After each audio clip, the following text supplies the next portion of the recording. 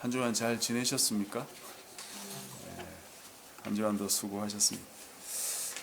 지금 우리 전 세계의 가장 큰 이슈는 아마도 신종 코로나 바이러스 감염증일 겁니다.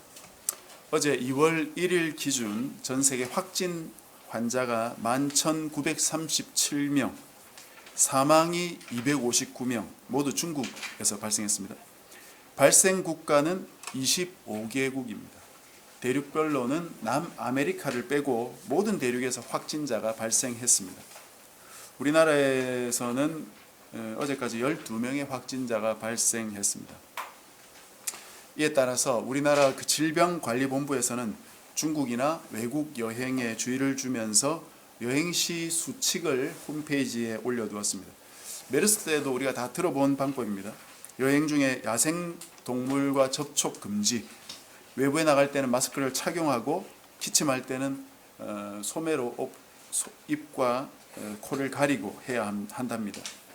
그리고 나갔다 온 후에는 반드시 흐르는 물에 30초 정도 손을 깨끗이 씻고, 기침이나 인후통, 목이 아픈 통증이 있다든지 호흡이 곤란하다든지 37.5도 이상의 발열이 있을 때에는 선별된 진료소를 가서 치료를 받으셔야 된답니다.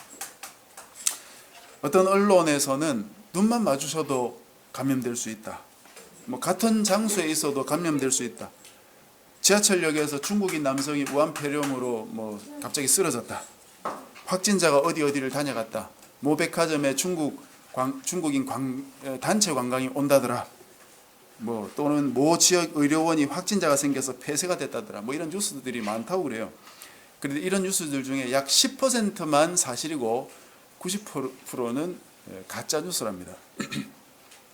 가짜 뉴스가 판을 칠 때 진짜 뉴스를 구별해낼 수 있는 그런 지혜가 필요하겠죠. 그러나 그것이 쉽지 않죠. 신종 코로나 바이러스도 분명 조심해야 할 대상이기는 합니다만, 바이러스의 일종이기 때문에 사실 마스크만 잘 써도 예방을 할 수 있고, 감염되더라도 건강한 사람들은 얼마든지 자가 면역력으로 이겨낼 수 있습니다. 바이러스 치료 방법이 딱히 없지 않습니까? 그러니까 건조한 날씨에 수분 보충도 잘하고, 너무 실내에만 있지 말고 해를 좀 쬐면서 비타민 D도 이렇게 좀 잘 생성을 해야 된다 합니다. 실내에서는 가습기를 틀어두면은 이 공기 중에 있던 바이러스들이 그 수분 때문에 무거워서 바닥으로 내려앉는답니다. 그럼 바닥 청소만 잘 해주면 된다 그래요. 제가 지난 2주 정도 이 코감기 때문에 참 고생을 했는데, 예방을 잘 해야 되겠다고 생각하지만 막상 겨울이 오면 그게 참 귀찮더라고요. 그래서 이렇게 마스크도 잘 하고 이렇게 해야 되는데, 참 그게 귀찮아서 안 하다 보니까 이렇게 코감기로 참 고생을 매년 합니다. 그러다 보니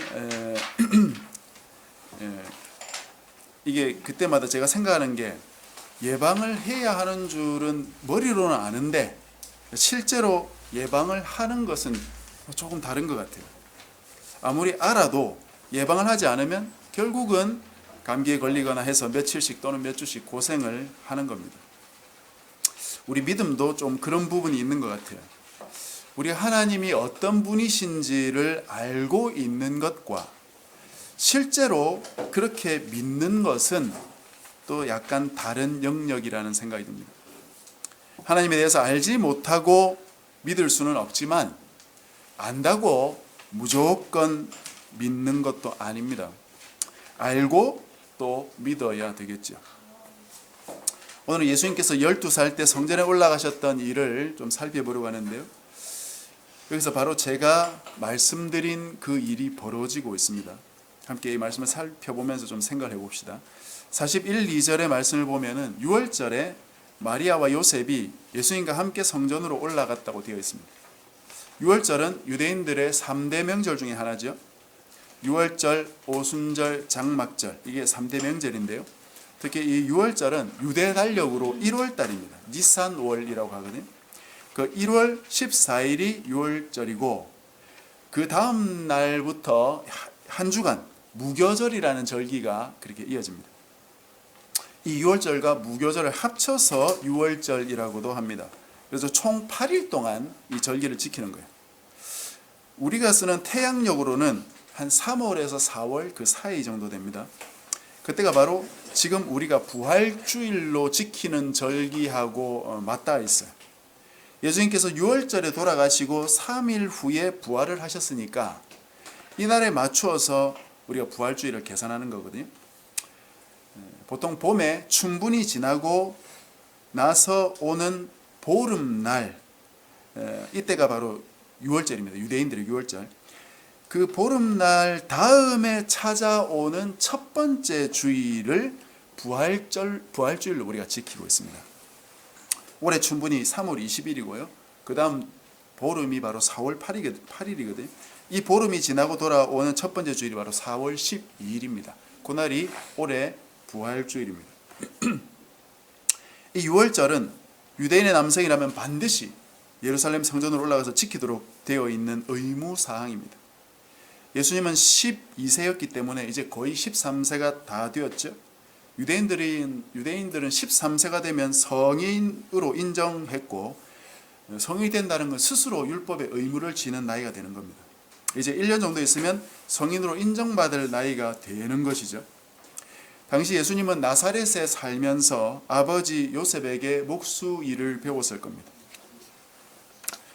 그러다가 명절이 다가오니까 가족들과 친척들과 또 나사렛 동네 사람들과 함께 예루살렘으로 여행을 시작했을 겁니다. 나사렛에서 예루살렘은 약 140km 정도 떨어졌기 때문에 하루에 30km 정도 간다고 보면 그래도 한 5일 이상은 잡아야 될 겁니다. 그렇게 해서 예루살렘 성전에 도착해서 제사를 드리려면 그 성전 안에 또 장소가 각각 나눠져 있어요. 제사장들이 들어갈 수 있는 제사장의 뜰이 있고 맨 안쪽이죠. 그 바깥에 남자들만 들어갈 수 있는 이스라엘의 뜰이 있습니다. 그리고 그 뜰을 지나서 문이 하나 있고 그걸 지나면 이제 여성들이 들어올 수 있는 여인의 뜰이 있었어요. 여기까지가 성전 건물입니다. 그리고 이 성전 건물 바깥에 이방인들의 뜰이 있습니다. 이방인들도 그 성전 바깥에까지는 올 수 있어요. 원래 성전 구조가 이렇지는 않았는데 저번에 말씀드린 그 헤롯 대왕이 오랜 시간 성전을 증개축하면서 이런 식으로 만들어 놓은 것입니다. 그래서 예수님 당시에는 예배를 드리러 가면 성전에 가서 예배 드릴 때 이렇게 가족들이 좀 뿔뿔이 흩어져서 그렇게 예배를 드려야 했답니다. 이런 식으로 일주일 정도 절기를 지키고 나서 다시 가족과 친족들 그리고 동향인들이 함께 돌아오는 것이에요. 이때 예수님께서 돌아오지 않으시고 성전에 머무셨습니다. 아마도 갈 시간이 되었는데 여러 박사들과 성경에 관한 이야기를 나누다가 가족을 놓치신 게 아닌가 그런 생각이 듭니다. 이 요셉과 마리아는 또 귀향을 하면서 동행이 많았고 또 예수님은 이제 뭐 아이가 아니고 어느 정도 컸기 때문에 누군가와 함께 같이 귀향하고 있겠지 그렇게 생각했던 모양입니다. 저희도 가족이나 뭐 친지들 또는 친구들 가족들하고 이렇게 어디 놀러 가든지 하면 저희 뭐 셋째 넷째가 안 보이면 걱정을 하고 좀 찾지만 첫째 둘째가 안 보일 때는 뭐 어디 뭐 친구들하고 놀고 있겠지 그렇게 하면서 별로 그렇게 큰 염려하지 않거든요. 아마 마리아와 요셉도 그랬을 겁니다. 그런데 하루가 저물도록 떠나왔는데 그때 살펴보니까 예수님이 안 보이는 거예요. 아마 예수님은 또 하나님의 아들이니까 뭐 하루 정도는 괜찮지 않나 뭐 그런 생각했는지도 모르겠습니다. 저녁이 돼도 아들이 안 보이니까 부모님이 염려하면서 다시 아들을 찾아 예루살렘으로 거슬러 갔던 거죠. 하룻길을 왔으니까 다시 하룻길을 돌아가면서 또 이렇게 찾았죠. 그리고 예루살렘에 가서는 또 묵었을 것이고 그 다음날 성전에서 발견했기 때문에 46절에 말한 것처럼 사흘 후에 예수님을 만나게 된 것입니다. 성전에서 예수님을 보니까 예수님이 태연하게 여러 선생님들과 묻고 답하고 토론을 하고 있는 것이었어요. 지금도 유대인들의 학습법은 묻고 답하는 것이죠. 저번에도 말씀드린 적이 있는데 유대인들은 도서관에 가서 서로 묻고 답하면서 공부하느라 아주 시끄럽습니다. 우리나라처럼 뭐 도서관에 정숙 뭐 이런 것이 없어요. 세상에서 제일 시끄러운 도서관이 유대인들 도서관일 겁니다. 그래서 이런 유대인들의 학습법에 대한 책도 많이 나와 있는데요. 어쨌든 이 유대인들은 지금도 이 방식대로 공부하고 토론합니다. 이 방식 그대로 예수님도 여러 랍비들과 토론을 하고 있었던 것이죠. 예수님이 어떤 것에 대해서 질문을 하면 랍비들이 그에 대해 답변을 하고, 또 랍비들이 어떤 질문을 하면 예수님도 그 질문에 대한 대답을 했다는 것이에요. 예수님이 이제 12살밖에 안 됐지만 아주 지혜롭고 또 하나님의 말씀에 대해서 많이 알고 계시면서 답변을 하니까 이 랍비들도 깜짝 놀랐다는 것이에요. 랍비들이 깜짝 놀랐다는 것은 그 정도 예수님이 아주 랍비들이 생각하지 못했던 심오한 답변을 하셨다는 뜻입니다. 이런 성경 토론의 시간이 어느 정도 끝나고 나서야 예수님께 마리아가 이렇게 말했어요. 48절입니다. 아이야, 어찌하여 우리에게 이렇게 하였느냐? 보라, 내 아버지와 내가 근심하여 너를 찾았노라. 그랬더니 예수님이 이렇게 대답하셨습니다. 49절에 어찌하여 나를 찾으셨나이까? 내가 내 아버지 집에 있어야 될 줄 알지 못하셨나이까? 이 말씀을 우리가 처음 접하면 아니 예수님께서 어떻게 이렇게 버릇없는 말씀을 하셨을까 하는 생각이 떠나지 않죠. 절기를 지키고 돌아오다가 아들이 없어진 줄을 발견하고 다시 예루살렘으로 아들을 찾아서 이틀이나 시간이 걸리도록 찾았고 또 사흘째 되어서 만나게 되었으니까 부모는 얼마나 걱정을 했겠습니까? 부모님이라면 아마 아이를 잃어본 경험들이 아마 다 있을 거예요. 우리 아이들 중에 어디를 놀러 가면 우리를 이 부모를 잘 따라다니지 않고 늘 여기저기 기웃기웃하는 아이가 있습니다. 가게도 들어가 보고 이것저것 만져보고 하는 그런 아이가 바로 우리 둘째입니다. 그래서 늘 우리가 이 얘를 잃어버릴까 봐 참 염려를 많이 했었거든요. 10년 전에 우리 가족들이, 그러니까 첫째 둘째만 있을 때 우리 가족이 미국에 한번 놀러 갈 기회가 있었어요. 우리 장인 장모님 미국에 계셨을 때 갔는데 미국에는 이 국립공원 같은 거 많지 않습니까? 거기서 이제 방을 하나 잡아가지고 이제 놀았는데 그날 저녁에 잠시 이 둘째가 없어진 거예요.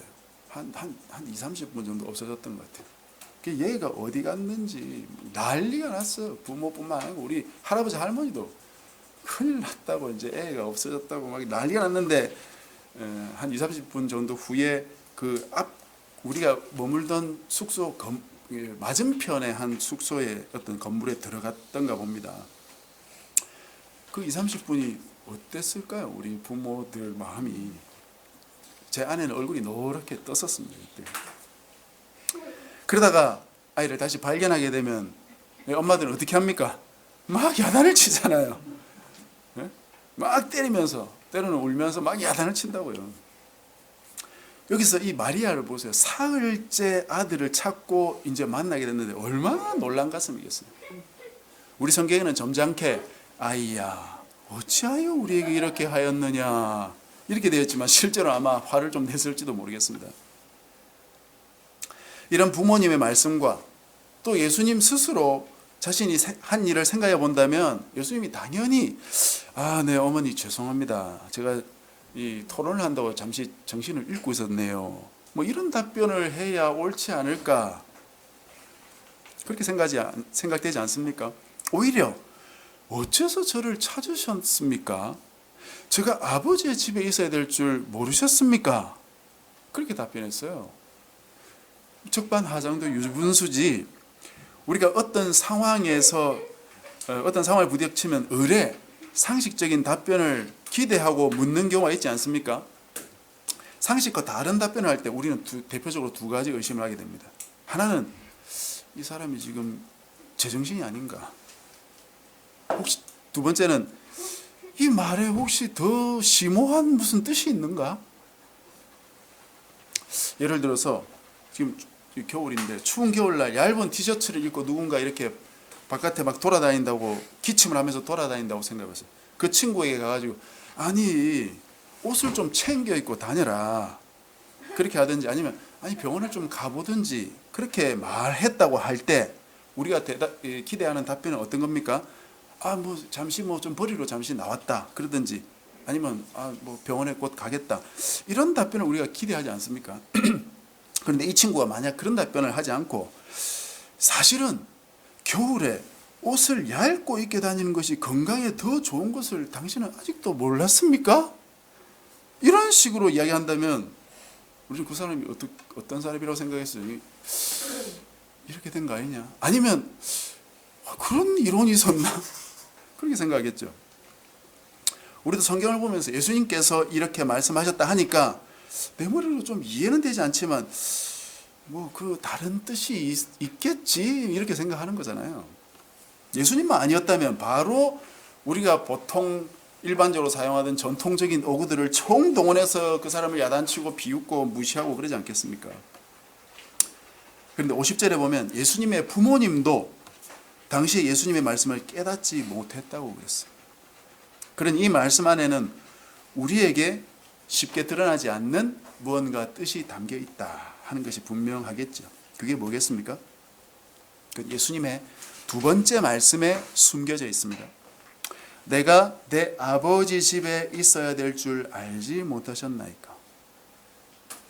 이 말씀이 무슨 뜻입니까? 지금 예수님은 성전에 살겠다는 뜻입니까? 그런 말씀이 아니죠. 예수님이 사무엘도 아니고 성전에서 먹고 자고 터전을 마련하고 이제 고향으로 저는 안 돌아가겠습니다, 그런 뜻으로 보면 안 됩니다. 51절에 보면 예수님께서 부모님과 함께 다시 나사렛으로 돌아갔죠. 그러니 앞으로 성전에서 계속 살겠다, 그런 뜻의 말은 아니란 말이에요. 그럼 계속은 아니라도 며칠간은 더 있어야 하겠다, 그런 의미일까요? 설명을 드리겠습니다만 이건 의미상은 맞을 수 있습니다. 그러나 예수님께서 하신 말씀은 며칠 있겠다는 말씀이 아니고 자신이 예수님 집에, 아버지의 집에 있어야 할 특별한 이유가 있다는 말씀이기 때문에 의미상 약간 차이가 있습니다. 본문 말씀의 집이라는 이 단어는 원어상에 없는 단어예요. 원어상에는 단지 관사 하나가 쓰여져 있습니다. 그러니 집이 아니고 어떤 것이라고 번역할 수 있어요. 이 의미를 살려서 번역한다면 이렇게 말할 수 있습니다. 내가 내 아버지의 것에 관계되어 있어야 할 줄을 모르셨나이까? 여기서 이 것을 우리 성경처럼 집으로 의역한 성경도 있지만 방금 말씀대로 본문 그대로 번역한다면 집보다는 어떤 것 또는 어떤 일로 보는 것이 더 낫습니다. 그래서 여기서 예수님께서 하신 말씀의 뜻은 성전에서 랍비들과 이런저런 질문을 주고받고 답변하시는 것이 바로 아버지와 관련된 일이라는 것이. 즉 예수님은 지금 하나님 아버지께서 하라고 하신 일을 하고 계신 중인데 그것은 바로 하나님의 말씀을 제대로 가르치는 일이라는 것이. 다시 말씀드리면 놀라서 자신을 찾아오신 이 육신의 부모님에게 예수님은 내가 내 아버지의 일을 해야 하는 줄 알지 못하셨습니까? 그렇게 답변하신 것입니다. 그래서 오늘 말씀 중 가장 중요한 것은 예수님은 어떤 분이신가? 예수님이 무슨 일을 해야 되는 분이신가? 하는 문제입니다. 예수님이 누구십니까? 예수님은 하나님의 아드님이시. 왜 이 땅에 오셨습니까? 우리 죄를 구속하러 오셨어요. 그 방법은 십자가를 지시고 돌아가신 후에 다시 부활하는 것이었죠. 즉 예수님은 하나님의 아드님이시고 우리를 구속하기 위해 이 땅에 오셨다. 이 두 가지. 그런데 예수님이 이런 분인지 육신의 부모가 깨닫지 못했다는 것이 바로 문제의 핵심입니다. 예수님 당시 유대 땅은 로마의 속국이었죠. 정치적으로 경제적으로 모두 로마에 예속되어 있었습니다.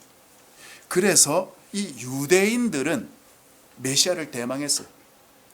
예수님께서 기적도 일으키고 표적도 보여주시고 놀라운 말씀도 전하고 하니까 혹시 메시아가 아닌가 그런 생각을 했지만 유대인들이 원하는 메시아는 자신들을 로마로부터 해방시키는 정치적인 메시아였기 때문에 예수님을 메시아로 인정하는 데는 상당히 어려움이 있었어요. 예수님이 어떤 분이신지에 대한 그들의 알미, 지식이 좀 잘못되어 있었던 것이죠. 제자들도 마찬가지입니다. 예수님은 제자들과 3년 남짓 함께 하시면서 그들에게 수많은 말씀을 가르치셨죠. 그리고 가장 중요한 순간에 자신이 십자가를 지고 돌아가시고 나서 부활하게 될 것을 3번씩이나 아주 명확하게 가르치셨습니다. 그럼에도 불구하고 제자들은 그 말씀을 이해하지 못했어요. 도무지 받아들일 수 없는 말씀이셨어요. 분명 예수님은 메시아가 맞는 것 같은데 왜 자꾸 돌아가신다는 말씀을 하실까? 그래서 돌아가시면 안 된다고 그것을 베드로가 막 막아서다가 예수님께 사탄이라는 야단을 맞지 않았습니까? 예수님께서 돌아가신 후 부활하셨을 때도, 그리고 부활하신 예수님께서 제자들에게 나타나셨을 때도 제자들은 무엇이 어떻게 돌아가는지 도무지 감을 잡지 못했습니다. 예수님께서 앉혀놓고 차분하게 말씀으로 설명해 주셨을 때 비로소 이들이 깨닫고 변화가 되었거든요. 제자들 뿐이었습니까? 예수님의 친동생들도 마찬가지였어요. 요한복음 7장에 보면 초막절에 동생들이 형님 예수님께 이렇게 말합니다. 아니 이 촌구석에서 여기저기 왔다 갔다 하면서 사람들 치료나 하고 뭐 기적 같은 거 뭐 행하지 말고 형님 정말 유명해지고 싶으면 이런 명절에 예루살렘에 올라가서 거기서 뭐 큰일을 한번 해보십시오. 그렇게 형님 자신을 드러내십시오. 그렇게 말했습니다. 그 이유는 요한복음 7장에 보니까 이 동생들조차도 예수님을 믿지 않았기 때문이다. 이런저런 참견을 하는 것은 신뢰하지 못하겠다는 그런 증거죠. 그런데 이런 여러 사람들 중에 그래도 마리아와 요셉은 예수님이 누구인지 제일 잘 아는 사람이지 않겠습니까? 이 아들은 사실 자기들이 낳은 아들이 아니잖아요. 자기들의 아들이 아니잖아요. 마리아가 낳기는 했지만 혈통적으로는 사실 아무런 관련이 없어요. 그리고 마리아와 요셉 두 사람 모두 천사가 직접 자기들에게 나타나서 하는 이야기를 다 들었지 않습니까? 천사가 가르쳐 준 것은 이 아들은 하나님의 아들이다. 그리고 그리스도다. 그런 사실을 가르쳐 주었죠. 기억을 더듬어 보십시오. 가브리엘이 마리아에게 나타나서 당신이 초자연적으로 임신하게 될 것이다. 그렇게 말하면서 이 아들은 지극히 높으신 하나님의 아들이다. 그렇게 말했고 야곱의 집을 왕으로 다스리실 것이다. 그리고 그 나라가 무궁할 것이다. 그렇게 말해 주었어요. 메시아라는 뜻입니다. 요셉에게는 뭐라고 말했습니까? 마리아가 성령으로 잉태해서 아들을 낳을 것인데 그 이름을 예수라 하라. 이는 그가 자기 백성을 그들의 죄에서 구원할 자이심이라. 이런 이야기를 듣고도 그 이야기를 잊어버렸을까요? 아이를 낳고 나서는 수많은 사람들이 이와 같은 이야기를 반복해서 들려줍니다. 목자들이 양을 지키다가 천사들이 와서 예수님의 탄생을 찬양하는 모습을 목자들이 보고 듣지 않았습니까? 오늘 다윗의 동네에 너희를 위하여 구주가 나셨으니 곧 그리스도 주시니라. 오늘 태어난 아기는 바로 세상을 구원하실 메시아다. 그분은 그리스도다. 우리의 주님이시다. 누가복음 2장 17절에 보면 바로 우리가 읽은 본문 앞에 보면 이 말을 목자들이 듣고 나서 마리아와 요셉에게 와서 그대로 전해줍니다. 마리아와 요셉이 다 들었다고. 그리고 마리아도 어떻게 했답니까? 마리아는 이 모든 말을 마음에 새기어 생각하니라.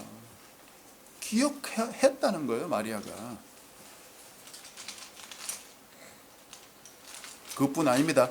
그 뒤에 이어지는 내용에도 두 사람이 등장하는데 한 사람은 시므온이라는 사람이. 이 사람은 너무나도 경건하고 의로운 분이라고 기록되어 있습니다. 이분이 성령님께서 이분한테 뭐라고 얘기했냐면 주의 그리스도를 보기 전에 당신은 죽지 않을 것이다. 그렇게 가르쳐 주었는데 이분이 예수님을 만나자마자 29절 30절에 뭐라 합니까? 주제여 하나님이여 이제는 말씀하신 대로 종을 평안히 놓아주시는군요. 이제 저는 가도 되겠군요. 이 말입니다. 어떻게 했어요? 내 눈이 주의 구원을 보았사오니 이는 만민 앞에 예비하신 것이요 이방을 비추는 빛이요 주의 백성 이스라엘의 영광이니이다. 내 눈이 주의 구원을 보았습니다. 이 말씀을 마리아와 요셉 다 들었어요. 그래서 이 말들을 놀랍게 여겼다고 33절에 기록되지 않습니까?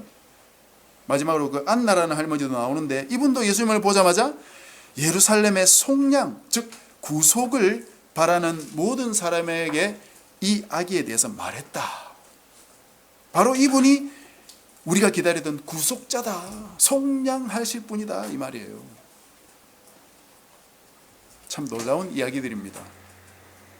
이런 많은 이야기들을 마리아와 요셉이 많이 들었어요. 그런데 12년이라는 세월이 너무 길었던 것일까요? 마리아와 요셉은 예수님이 누구였는지를 잊어버렸을까요? 그렇게 볼 수는 없죠. 성경에 기록은 없지만 분명 예수님은 이 12년 동안 집에서 부모님을 섬기고 동생들을 잘 이끌었을 겁니다. 그리고 장자로서 해야 할 일들을 잘 감당하셨을 거예요. 그건 물을 필요도 없기 때문에 성경에서 기록하지 않고 있는 것이에요. 그럼 왜 마리아와 요셉이 예수님의 행동을 이해하지 못했을까? 머리로 아는 것과 실제로 아는 것, 실제로 경험하는 것은 사실 전혀 다른 차원입니다. 제가 부산에 있을 때 전도사로 사역을 했는데요. 새벽기도 마치고 매일 아침 테니스를 배우러 간 적이 있어요. 거의 1년 동안 배웠는데 생활체육센터인가 하는 그런 데서 배우니까 진도가 잘 안 나가더라고요. 기본적으로 포핸드, 백핸드, 발리 이 정도, 이 3개 정도 1년 동안 배웠습니다. 레슨을 받을 때는 잘 쳐요. 한 대여섯 명 같이 배웠는데 제가 볼 때는 제가 제일 잘하는 것 같더라고요. 코치도 잘한다고 막 칭찬해주고. 근데 막상 게임을 하잖아요. 그러면 상대가 친 공을 내가 받아치는 것조차 힘들다는 것을 제가 알게 됐어요. 분명히 공이 저런 정도 속도가 오니까 내가 어느 정도 힘을 가해서 어느 정도 치면 되겠다고 생각하는데 한 번은 공이 오기 전에 내가 휘두르고 때로는 휘두르기 전에 공이 지나가 버리고 그 포인트를 맞추는 것조차도 진짜 어렵구나. 그런 걸 제가 참 많이 생각을 했습니다. 라켓에 공을 맞추는 것 자체가 굉장히 힘들어요. 이론도 배우고 코치로부터 레슨도 계속 받았지만 실전에 들어간다면 전혀 다른 차원이다 하는 것입니다. 저는 마리아와 요셉이 예수님에 대해서 이해하지 못한 것도 이와 비슷한 것일 것이다 그렇게 생각이 들어요. 그분들이 기르던 이 아들 예수님이 바로 하나님의 아들이요, 이 세상의 구세주라는 사실을 그렇게 수없이 많이 들어도 그분이 그 사명을 위하여 사역을 시작하면 대부분의 사람들은 믿지 못하고 고개를 절레절레 흔들었습니다. 저게 무슨 메시아냐? 메시아가 왜 저렇게 힘달가지가 없냐? 왜 강력한 카리스마로 사람들을 이끌지 못하고 얻어맞고만 다니냐? 십자가를 지고 죽는다고? 그게 무슨 메시아야? 메시아는 영원히 사는 거 아니야? 우리의 경험과 다릅니까? 우리는 예수님을 믿으면 구원받는다는 사실을 머리에 못이 박히도록 많이 들었죠. 그런데 예수님을 믿는다는 것은 내 삶 전체를 예수님께 맡긴다는 뜻입니다. 전적인 신뢰고 그에 따라 전적으로 주님께 위탁하는 것이고 전적으로 순종해야 하는 것입니다. 그것이 믿음이에요. 믿는다는 것이 이런 의미를 가지고 있다는 사실도 좀 생소할 수도 있지만 믿음이 이런 다층적인 의미를 가지고 있다는 것을 수없이 배우더라도 실제 세상에서 그리고 실제 내 삶에서 하나님을 신뢰하는 것 하나도 어렵고 버겁습니다. 말로 되는 것이 아니기 때문이에요. 이론이나 말과는 차원이 다른 영역이에요. 실제로 하나님을 의지하지 않으면 아무런 구원도 받을 수 없습니다. 우리의 영혼의 구원 문제는 차치하고라도 내 일상생활에서 만나는 조그만 문제 하나에서조차 구원받을 수 없어요. 어쩌면 마리아와 요셉은 이제 예수님이 단지 자신들의 아들이 아니라 하나님의 아들이고 세상의 메시아라는 사실에 대해 매우 진지하게 상고해보는 첫 걸음을 내디뎠을 것 같습니다. 그래도 진정한 믿음을 이들이 가지는 것은 한참 뒤입니다. 우리도 마찬가지예요. 누구나 이런 경험 없이 아무런 어려움 없이 한 하나님을 잘 믿지는 못합니다.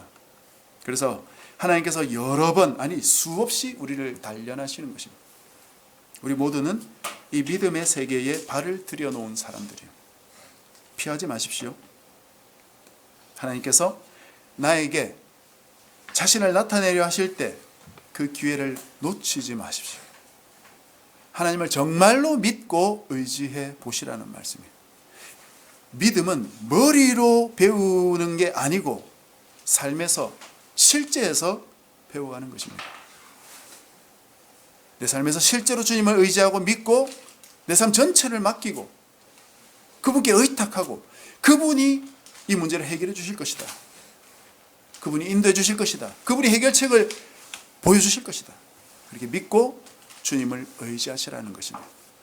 그렇게 할 때 내 삶의 문제뿐만 아니라 우리의 영혼의 문제도 해결될 수 있을 줄로 믿습니다. 그래서 주님 주신 이 놀라운 복을 받게 되는 우리 모두가 되시기를 주님의 이름으로 간절히 축복합니다.